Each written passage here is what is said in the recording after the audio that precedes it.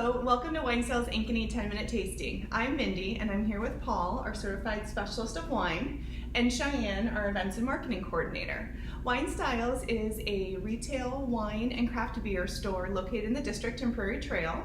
We also have a great small plates menu and all the fun accessories for your wine or beer loving needs. Today, we are going to talk about beer, and we're going to talk specifically about IPAs. So IPAs are interesting because you tend to either love them or hate them, but I think that comes a lot from not necessarily knowing what truly an IPA is and what you should look for in an IPA. So let's talk a little bit about the history of IPA first, Cheyenne. I always thought that IPA stood for Indian Pale Ale, but it's actually India Pale Ale. And so that's because when the British, they love their beer, they needed to have a beer that was able to travel from England to India, because India was way too hot to brew any type of beer or any type of alcohol for that matter. And so what happened was Hodgson in the 1780s brewed a heavily hopped ale. This type of ale was actually aged in wine barrels. And so they ended up just after it was done brewing, putting it in the barrels and putting it on a ship with a bunch more hops on it. And it ended up tasting great. And as everybody's palate continued to change, it started to get a little bit more refreshing for the Indian climate, and then it kind of just started to really take off until about like the 1850s-ish. Then it kind of disappeared for a while. Well, I love their ingenuity. I know. I mean, I would go to a lot to get a great beer or wine too. So yeah, I love it. And it's interesting. I think IPAs are very much identified with hops. Mm-hmm. I think people that like hops in their beer, that kind of bitter flavor, tend to gravitate toward IPAs. What happened from the late, it sounds like 1800s to now? How did it come back on the scene, or why? It started to become really bland and it kind of just fizzled, died out. So the first kind of craft beer in America, or craft IPA in America, was Anchor Brewing's Anchor Liberty Ale. And so this was more of a take of what a IPA is like now, as opposed to what it was back in the 1780s. In the 1980s, it just started to really take off, and it was packed with alcohol and hops, and it kind of started a real big rejuvenation of historic brews. And so now you can find things like Hefeweizens and all of that from craft breweries. Anybody that doesn't know, Anchor Brewing is, if not the oldest, one of the oldest breweries in the United States, and they're in San Francisco, and I've been there, and it's fantastic. And we can actually get Anchor Steam and Anchor Liberty, Anchor Porter, all fantastic beers. So if you're in San Francisco and you get a chance, you can call the brewery and go on a tour. It's a super cool old historic building. So very fun. When we talk IPA, we hear a lot about West Coast, East Coast, hazy, double, triple, kind of this word soup. So Paul, what differentiates one region from the next, or one type from the other? Well, first, just to start with the basics, a IPA is an ale, so it's an ale style brewing, and ales are brewed at a higher temperature and brewed faster. And the other versus a lager. The other group is a lager, right? A lager is very, very cool fermentation, so it takes much, much longer. So these are ales, and really the hallmark is the addition of hops. And hops are a plant that impart flavors or phenols, and that imparts that bitter, kind of sometimes piney, sometimes citrusy flavor. And they can be added during the boil of the grains. They can be added after, during fermentation, and some IPAs actually add the hops. It's called dry hopping, where the hops are added to the finished beer before bottling. And that kind of brings us to hazy. So the classic West Coast IPA would be Sierra Nevada and some of the other IPAs. They're going to be a clear, crisp sometimes more citrusy. And so the East Coast has become very, very famous for the New England style, which is hazy.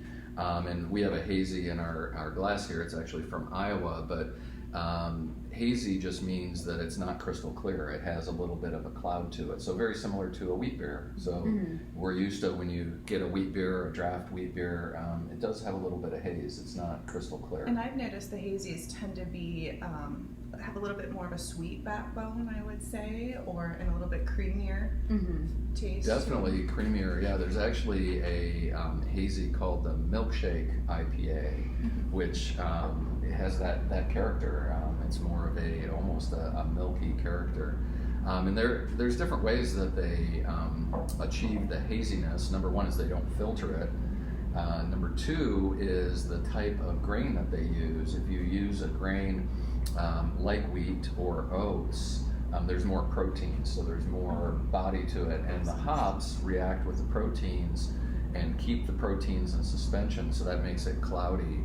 And there's a bunch of other ways. Some brewers actually add things in, like fruit pectin or almost like applesauce into the wine, which is going to give it a different flavor. And there's also different strains of yeast. The New Englands tend to use the same yeast strains that the German Hefeweizens or wheat beers would use, and again, they keep more of the particles in suspension. This hazy is not terribly hazy. Some of the hazies, like Sierra Nevada has one called the Hazy Little Thing, and that's very hazy. Yes. When you pour it into a draft glass, it's definitely like a heavy wheat beer appearance. Yeah, this is the Kelowna Block Party that we are trying here. So Kelowna Brewing from here in Iowa. And I think this is a great introduction to a hazy IPA, or IPA in general, because it's very easy drinking. Yes. It's not overly bitter. It really has great flavor and weight to it. Very fresh, and I would call this citrusy more than a piney character, citrusy. So perfect for those block parties. Yeah, that brings us to how do you tell how hoppy the beer is going to be, whether you're going to like it or it's going to be too hoppy. So what's the secret, Mindy? How do we tell how hoppy the beer might be? Well, one is the IBUs, which stands for International Beer Unit. The higher the IBU, in general, the more hoppy or bitter, essentially, the beer is going to taste. IPAs are all over the board as far as alcohol content. The double IPAs can have 9 or 10% alcohol. And then there's IPAs like the Session IPA, which is a low alcohol session, meaning, I guess, a long beer drinking session. That's at least in our house, the way we think about it. Well, that's why it's called All Day IPA. All Day IPA. All Day IPA. Perfect name. So it's a lower alcohol. I tend to gravitate toward the lower alcohol. They're brighter, fresher, and you don't always want a 9% beer, especially if you're going to be hanging out or boating or whatever you may be doing. So yeah, and the double and triple is interesting. I assumed, I guess, that they doubled or tripled something in it, and essentially all they're doubling or tripling really is the alcohol amount. So doubles are are up to usually 10%, and then triples are typically anything above that 10%. But IPAs are absolutely delicious. They're definitely one of my favorites. It's what I gravitate toward when I want to have a beer. I think it's because I like wine and I like red wine, so it has that tannic structure, that little bit of a bite to it, palate cleansing. Well, and I would say, kind of using that wine connection, I would liken an IPA almost to like a Chardonnay as well, in the fact that we have people come and say, oh, I don't do Chardonnays. So IPA is much the same. You can't really say I don't do IPA because there's so many variations in the bitterness and the citrus or the pine and or the sweetness and the flavor to it, that it's just trying a bunch of different ones and figuring out what style of IPA do you like better, and paying attention to the alcohol content, paying attention to the IBUs, the East or the West Coast or the hazy, and I think most people when they give it a shot, can end up finding an IPA that they really can enjoy. We have the Confluence Des Moines IPA here, which happens to be one of Paul and my personal favorite IPAs too, from a local standpoint.